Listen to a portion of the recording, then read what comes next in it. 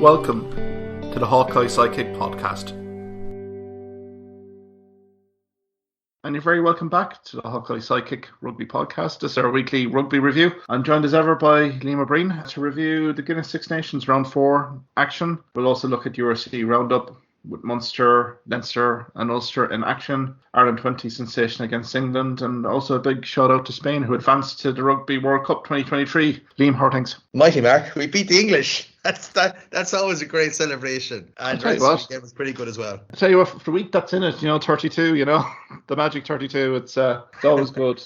Maybe we could just go straight to it, Liam. The results being 15-32 for Ireland. Action-packed from minute one. Were your overriding emotions post the game? Yeah, it was definitely one where the result triumphed over the performance. A game where the first 10 minutes we were strong. Definitely very strong, obviously, last 10 minutes. In between, mixed bag is all we can call it. But credit to England too. In that intervening period, England really stood up as a man as well, when it could have collapsed. So they showed character as well. I think for both teams, they probably come away with it with a few positives. Definitely England for the resiliency, determination.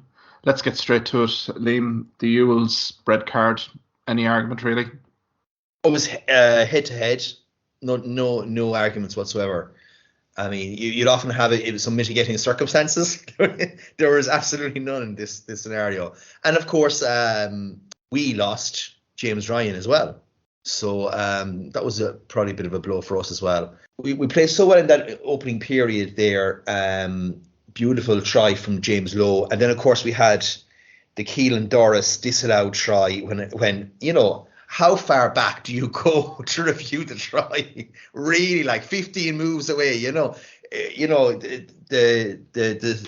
spill on the line. Yeah, so that would have been changed the game completely, in my view. Completely agree, Liam. I think if it goes 15-0 up, I think England are a pretty beaten force at that stage, but pretty monumental shift there because Ireland did get a bit inaccurate, particularly in offsides. I think the scrummaging, I think we'll get to in a few minutes.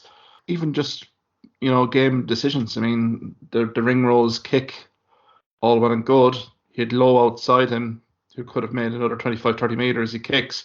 Did he realise that Sexton was 5, 10 metres ahead of them? I mean, that was just similar to the Italian game where they went down to 14 players quite soon in the game. Looks as if we kind of started to overplay a little bit. Yeah, but again, it's kind of understandable. And as you pointed out rightly, roughly it's the same as the Italian game. That, funny enough, then we kind of we ran out of ideas. I think we put too much pressure on ourselves against 14, saying we have to actually put this game out of sight and we have to take those passes, those 50-50 passes that you don't need to be doing. Just take it 2 more phases and you'll be, and we were forcing things. That's exactly what we're saying. We were just forcing things. And then when you force things, we were getting knock-ons and losing momentum. And then England get their purple patch. And then very hard to get off the ball off England at that stage then. Exactly. And I suppose they were very galvanised by their front row performance. Skenge, Jamie George, Kai Sinclair, Matthew Renal looked at the scrum, really had adjudicated that the England front row were in the ascendancy. What was your viewpoint on that, Liam? Yeah, well, I'm no scrummaging expert, but what it appeared to me is you could look at it this way, that England standing out, they were taking a step out, and it was causing basically huge pressure on the loose head side, the Irish loose head side, and it wasn't being picked up by the referee. And you could actually say in reality he was probably there was 6 scrums, wasn't there? You were talking about it was probably 3-3 really. Is what it should have been, or maybe 4-2 to England. But it certainly wasn't. It wasn't 6-0 or anything like that. Yeah, it did seem the crowd, the atmosphere really was boiling over a bit. Low scores, superb try. Maybe we'll get to that now. It was a great spin move. Exposed Stewart out wide, having to make a defensive read, and Low goes over. But even the conversion, the booing, the heckling, the Twickenham sometimes is a bit damp in terms of atmosphere, but it certainly wasn't. And I think the team fed off that. And I think Ronell, being a referee and only human, I think was kind of feeding off that as well in terms of being put under a bit of pressure to make a few decisions for the home side to really kind of balance things out after the red card. Yeah, and also, it's almost a fact in rugby. If the first few scrums go with a team, then the referee gets in his head for almost the rest of the game. I'm going to penalise that other team now, like, you know what I mean? If it looks anyway likely. But yeah, Twickenham was electric, to be fair, which is good to see, because oftentimes it's like pin drop quiet compared to maybe any of the other Six Nations venues. It's been a good while since I've really seen the likes of Maro Itoje and Sinclair play to that level. I was hugely impressed with them. And I've always been impressed, I have to say, with Courtney Laws. I think he's hugely underrated. They also lost, of course, Tom Curry as well. You couldn't make that up, their primary pilfer. So, and then actually really good kicks from Smith. A lot of those penalties were not handmes by any means. No, certainly not. I think, given the circumstances, I thought Marcus Smith had a very good game, and I think Johnny Sexton alluded to it on the post game. He was very impressed by his composure, execute under extreme circumstances. I mean, Ireland's line speed was pretty all right on the day. I think England to a man in that pack were absolutely phenomenal, after Ewell's going off. And I think you could see from Ewell's as well, the mantra was set, the aggressive line speed, hit the Irish early. Again, he gets the tackle completely wrong. And it's unfortunate, James Ryan, again, another concussion, in 18 months. I mean, I feel so sorry for James Ryan. I mean, he's only trying to get back into top form. He has another concussion now to deal with, and God knows, the competition for places now, Byrne, Henderson, these guys, Treadwell. For James Ryan now, it's, your health is your wealth. But again, it's very concerning for James Ryan, who is such a talisman for the Irish squad, let's face it, that he has to deal with another concussion welfare issue. Yeah, and I look at questions are going to be asked again now as the war of Johnny Sexton and other players. How many concussions are you allowed in a certain period before you should be at least stood down for a while? That would be asked as well. But yeah, I mean, in terms of second row, we're well stacked there at the moment. But he is still, you probably would say himself and Byrne would be nailed down starters at the moment. I mean, it'd be remiss to say Jack Noel, an outstanding cameo as a back row when Tom Curry went off. Because that was such a key departure as well. I thought, after seeing it, I was like, God, they're definitely in trouble now. Their second row gone, and then one of their talismanic back row operators gone, particularly in the breakdown. I thought this may be easy work, but in fairness, England to a man. And I think helped in no small measure, by Ireland, the accuracy, cohesion issues. I hate to be picking on Ringrose here, but God, that kick in the first half when he had James Lowe with acres of space out wide, sides the kick. As long as if Sexton's not in his line of vision, the 5-10 metre, it's kind of like, oh dear God, that sort of thing, and given 3 points back. But let's look at the positives from Ireland. Hugo Keenan, I thought was absolutely incredible on the day. I know Gibson Park got the man of the match, but I thought Hugo Keenan, I think that was a hallmark performance from him. I think his best performance in an Irish jersey. Yeah, easily. I mean, like he is definitely Ireland fullback. There's no doubt about that. I also thought James Lowe actually had a great game. I have to give him credit. I know people are reluctant to give him any praise whatsoever, but whatever he did was faultless. Oh, so yeah, Gibson Park. I think he's definitely nailed down the position. He's just the tempo Ireland play at with him is incomparable. I think up front, I thought that Keelan Doris was one of the picks up front for me.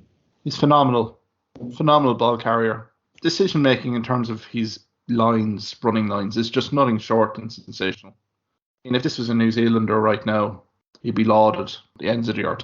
I mean, absolutely phenomenal. Again, some great ball carries, superb. I thought O'Mahony was decent as well for his cameo as well. But I suppose the other positive, and Conway as well. If we mention the two back three, you might as well mention Conway. 50-22 kick at a critical juncture in that match. That doesn't go according to plan. Again, momentum starts shifting a little bit, then the crowd get more involved. It was such an inspirational kick to kind of set up the prelude to our bench, kind of coming off the bench and really making a big impression. Liam, I just thought Conor Murray, when they decided to introduce him, was inch perfect in terms of the context of the game. That experience had the composure. I don't hear any more negativity about this guy because he's just phenomenal. He's brilliant at what he does in terms of a test match situation. His decision making was just absolutely awesome, I thought. Yeah, like he really does pick those passes at the right time to give us that momentum. I also thought that Kilcoyne was absolutely excellent when he came on. Could have come on a bit earlier. I had already said maybe last week that I don't think that Cian Healy is quite even a 55-minute guy anymore either, like, you know.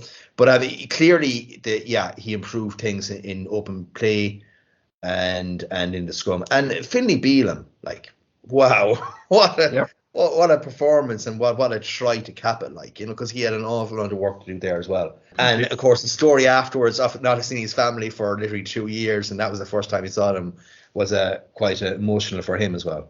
You know, you can go down through the bench. They all deliver. I think this is the positive, and I'd say it was communicated and conveyed by the Irish management to the squad during the video analysis. Every one of these guys off the bench delivered. You know, we kind of talk about Murray. I thought Robbie Henshaw got through an amount of work when he came in, direct ball carrying, was willing to take the game to England, you know, commit England tacklers. Jack Conan comes on, obviously, you know, Bealham, Henderson comes on early, and I know there's a few penalties, you know, that, you know, you kind of a few expletives when he's conceding, but he's work rate and physicality again. You know, he never stopped. Everyone in that, you know, bench, and unfortunately for Carberry, he only got the 20-30 seconds cameo at the end, but everyone else just literally put in the shift, and really it was required. The big impact off the bench. You know, England talk about their closers getting the job done. I think we have to say that about the Irish team as well. England defence was tiring. Questions were asked, and we got some great tries out of it, starting with Jack Conan's third try, Liam. Yeah, look, the one thing that I notice about Jack Conan is he does run the best lines. I know Cian Doran is quite good at that, but no, he really does, and that's a huge difference. And certainly in terms of at 8, he's done well. It's noticeable against England a few times now, you know. So you sometimes wonder, should it be a horses for courses selection in the back row for certain games as well? But Conan, very good bench impact. That's what he is now. Exactly. No, it was a super line break. And same with Hugo Keenan as well. Remiss of us not to say that second try.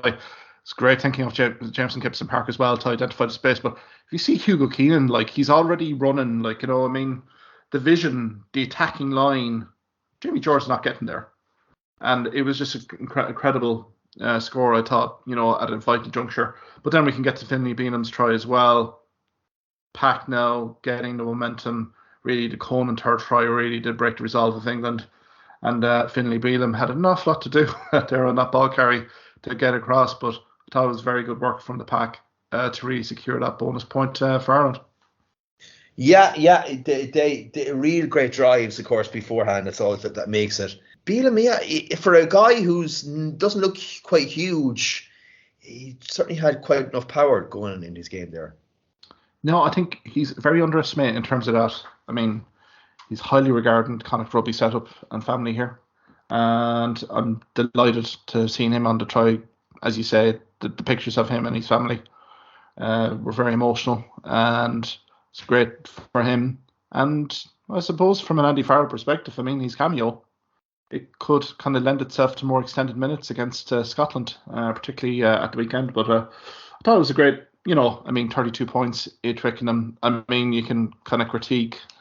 Eddie O'Sullivan was very quick to critique the issue and of the performance. But let's be fair, it's not every day that an Ireland team is going to Twickenham getting 5 points. So we'll kind of move on there anyway, which is good. I think England, they'll dust themselves down.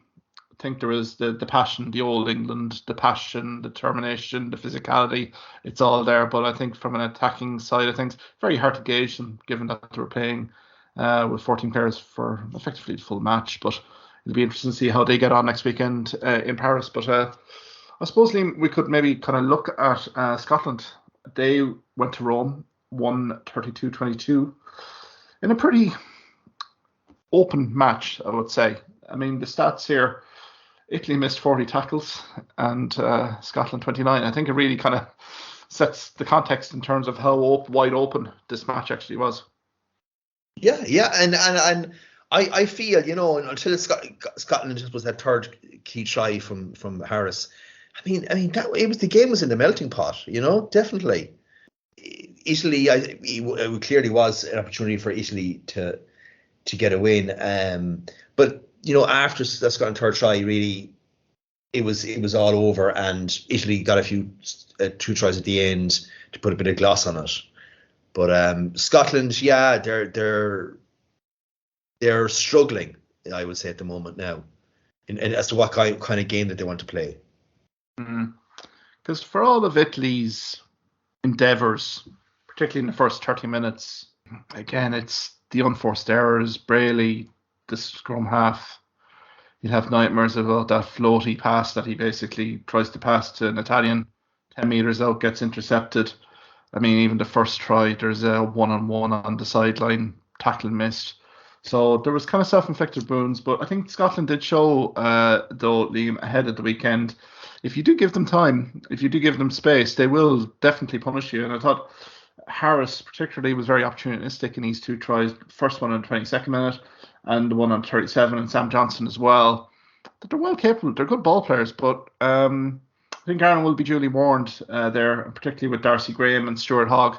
Hogg had an incredible game, 13 carries for 166 metres, so back to good form as well. But, Ireland would give Scotland due respect, but there are kind of, as you say, performance gaps there on that Scottish side. Particularly, I thought Scottish line-out didn't really function that well. There was an awful lot of turnover ball. And again, Italy did have an awful lot of joy, particularly when they attacked Scotland on the maul. Yeah, it's kind of funny to me, or ironic. Scotland you'd always associate with those hard-nosed forwards and maybe, a kind of effective out half, in the backs. But now they have some real quality backs and maybe lacking a bit up front, it has to be said. I mean, Darcy Graham is as good as you'll see in terms of his overall game. So Scotland need to front up front, and if they front up, they actually have the backline to absolutely tear anyone apart. Exactly. Now, the Six Nations has seen the Scottish pack squad depth absolutely decimated with injuries.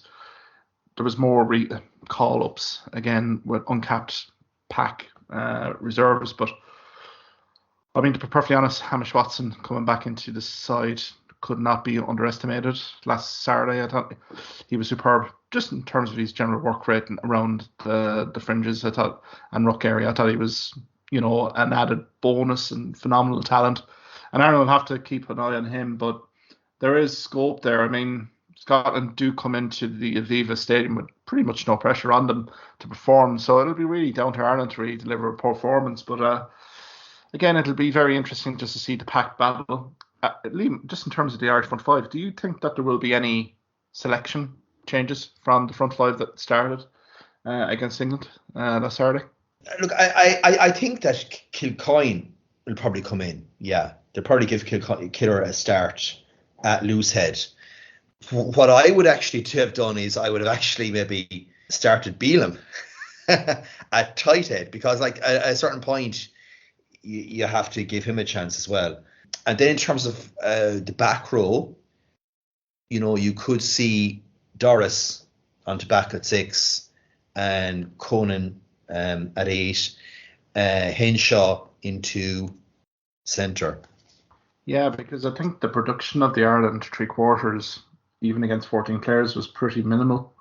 25 metres for the 2, Ringrose and Bundy Ake, which is very unlike them. I think definitely Henshaw has definitely put up the hand for selection here. Definitely. I would concur with you with Dave Kilcoyne. I think that is tailor-made for Dave Kilcoyne to have a stand-up performance against Scotland. Cian Healy, yeah, I think we have to be looking ahead a little bit beyond Cian Healy now, but I think Healy would be quality to come in with 30 minutes to go. I felt the pace of the game really got to Cian Healy. you'll see some TV footage of him just in the open play, really kind of struggling to really get his breath and stuff, and just didn't look at ease at all. I mean, scrummaging, I think, it's a master of science there anyway, but I thought his open play, didn't really offer a whole pile, unfortunately, and Kilcoyne coming in, ball carrying ability. So I definitely would go with you on that. What was you thinking in terms of hooker here? I mean, Dan Sheehan comes in. I think he learned plenty in terms of scrummaging at the weekend. Does he retain his spot for you, Liam? Certainly, it could be worth a look having Rob Heron with Sheehan to come on for a bit of bench impact. And again, I'm just looking in terms of the scrummaging power as well. I went plump for Herring for this game. Yeah, because I did mention it in terms of the bench impact as well. Rob Herring, I thought, was superb. He came in, he stabilised things, particularly scrum time and also set piece. And he's so great in terms of those attacking mauls as well, for Ulster and also Ireland as well. I would kind of freshen it up. I would try to freshen it up. Maybe give Furlong a good 45 minutes to exercise his game. I thought some of the media criticism of him was very overboard. I thought his open play was sensational in terms of his attacking lines, making England defenders commit defensive misreads. I thought overall was grand. I think scrummaging was complete lottery with Matthew Reynal, to be perfectly fair. And I think you just retained Furlong really to kind of deliver a top performance there. But I think I can see changes definitely in that Ireland side against Scotland. And I think it will be a lively game, particularly in the Aviva Stadium, given the circumstances. Final round, weather should be pretty decent in Dublin anyway on Saturday. So hopefully a good contest, plenty of tries. And also, Le Bleu, France on Friday night. Liam, we talked about the potential of the banana skin. Did we kind of see it last Friday night in the Principality Stadium in Cardiff? Oh, we certainly did. Just about got over the line, just about. And it was as much the Welsh blowing their chances as Le Bleu actually taking theirs. The amount, yeah. Like Wales seem to be a second half team these times, particularly when I think back of the England game as well. And Wales, I must give them awful credit for in these Six Nations. They have been manful in every game. They really haven't given up the ghost at all. I'll tell you what, Liam, we've been very personally, I've been very critical of Wales front five, but I thought to a man, and even Ryan Ellis, hooker, I thought everything went well for them. And I think Wales for World Cup 2023, I think they could be a live threat because they're blooding so many new guys in here, 18 months out from the actual tournament. I think the exposure, now it's not going to show the tail of the tape when we get to the Guinness Six Nations standings, but I think Wayne Pivac and his coaching team should be relatively pleased in terms of how certain guys have really delivered in the last few weeks. And I mean, I thought Wales to a man were absolutely outstanding. I thought defensively they gave France absolutely nothing. Antamac had an absolute nightmare. You could see the shrugging of the shoulders, the dismissive look, facial expressions to teammates after 50 minutes. That's all you needed from a Welsh perspective to kind of know that you were well in the game. I thought Dupont was fairly minimal. After a good promising start, Geelong scores a try. After 9 minutes, you think, oh, this is going to be vintage French rugby again. But it never materialised. And to be perfectly honest, you could see panning up to Fabien Galtier and particularly Sean Edwards.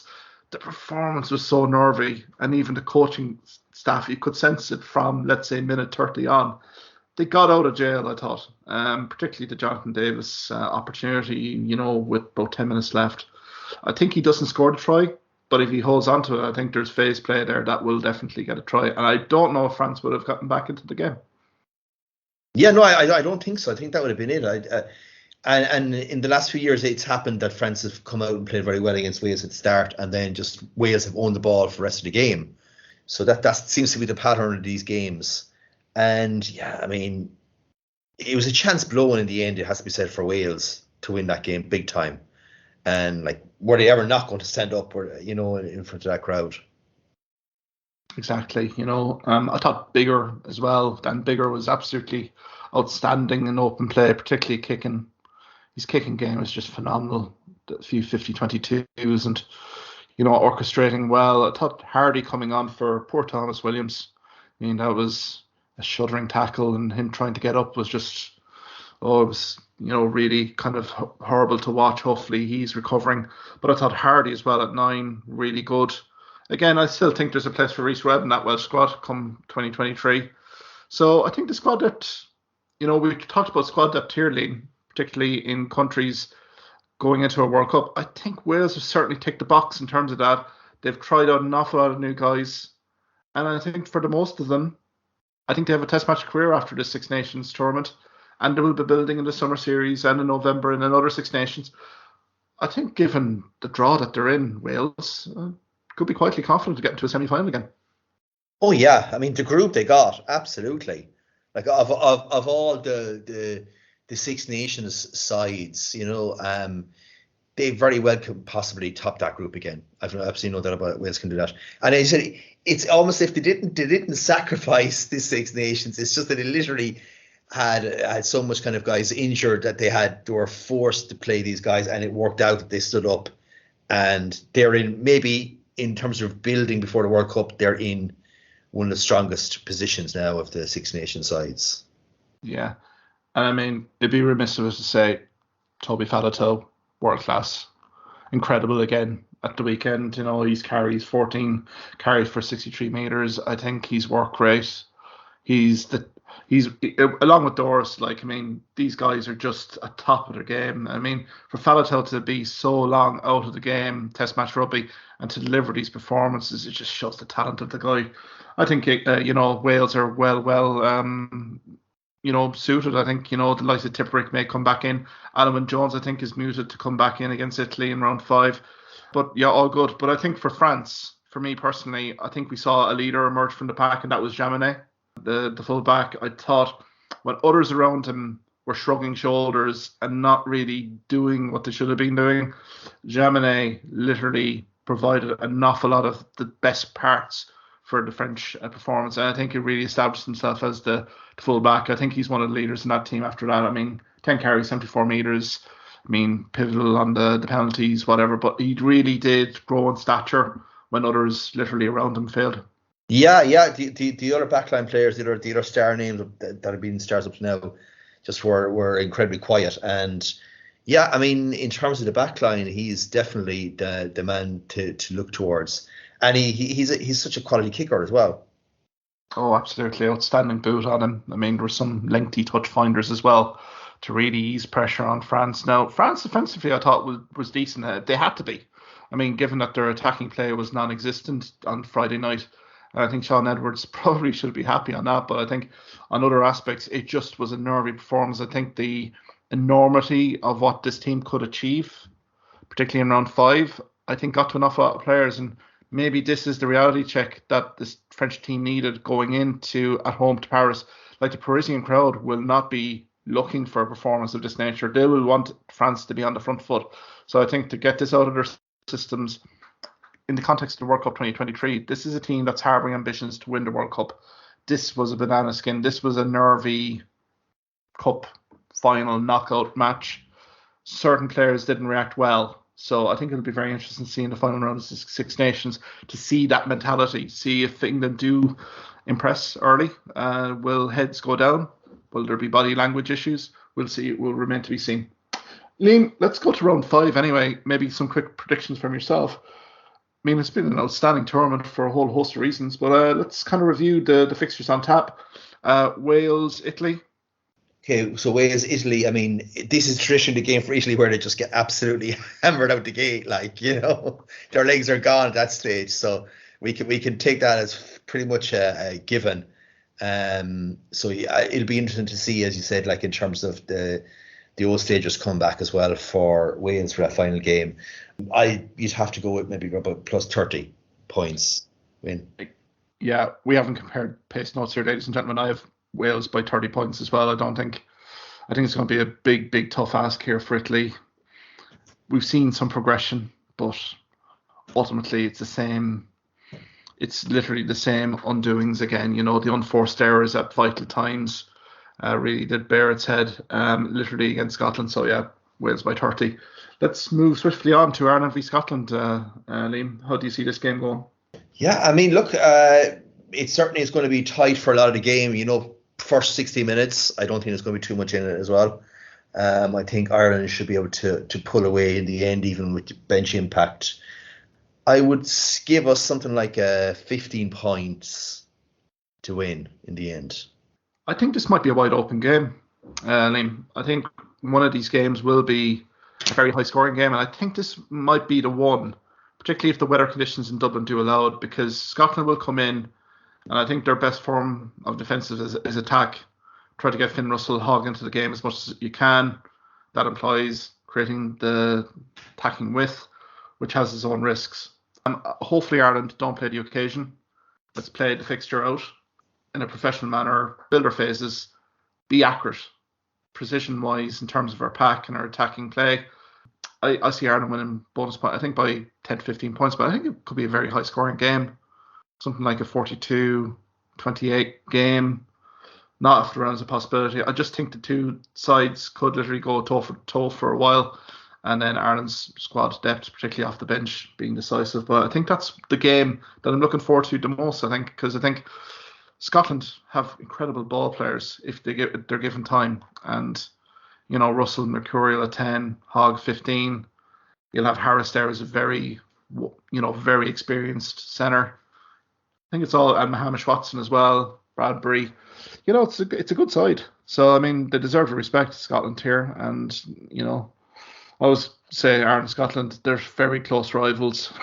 You know, Scotland won't want to be kind of beaten up here. So I think this could be an intriguing fixture. And then finally, France v England. France 80 minutes away from winning a Grand Slam. What are your thoughts there, Liam? Do you feel that there's an England riposte here? That's exactly what I think. I think there's a big England kickback this week from last week's performance. And, you know, I mean, Eddie Jones has said as well that he was actually quite pleased with the performance that he showed last week. I certainly wouldn't be banking money on France actually winning this fixture. I could see England really fronting up front and being an absolutely brutally physical game. Just penalties, maybe a try or two. So maybe like a try each side sort of thing is what I can see happening. But the momentum is with France, and France at home, I would say I would go with 6 points to beat England. The England pack, I think France are probably generally worried about, just given that performance against Ireland. And I thought France-Ireland were very 50-50 in their pack exchanges. England, to a man, after Ewell's going off, really did elevate their performance level. Now, there could be a come down as well here, Liam, but I think that will be the fascinating battle, because I think England haven't really showed a whole lot in terms of attacking play, apart from Marcus Smith's creativity. I probably will go France by probably 5 or 6 points, but it could be hanging on a knife edge here going into the last 10, 15 minutes. I think England, there's definitely a riposte in them. I think the question here is, how do they involve Slade? How do they involve the back three here to become a very cohesive attacking force? We've not seen it. It's been a very disappointing campaign in terms of the attacking. You could take the Italian fixture out of it. They've been very disappointing with ball in hand inside opposition's 22. So that'll be a fascinating watch. But I think that England pack, if Itoje, Sinclair, George, Launchbury may come into the mix here as well. Laws, these guys start firing. France are not going to be rolling away off tackles. They're going to be giving penalties away. There's no better guy than Marcus Smith giving 3, 6, 9, 12. So I think it could be, if England can literally be thereabouts coming into half time, I'm very fascinated to see this French team psychologically, in terms of if things are not going their way, particularly in that second quarter, will players have the same reaction that they had in the Principality Stadium? If they did, the Parisian crowd will smell it and they'll give them the reaction that it deserves. A bit of heckling, a few boos. That happens, then this game's wide open. But I think France maybe just nicking it by 5 points, but I think it'll be a thrilling finale to the Six Nations. Thank you for listening to this podcast episode. If you liked what you heard in this podcast, why not subscribe to the Hawkeye Sidekick podcast on either Amazon, Spotify, YouTube or Twitter platforms. You can also follow me at Hawkeye Sidekick on Facebook and Twitter for the latest sporting opinions, articles and reports.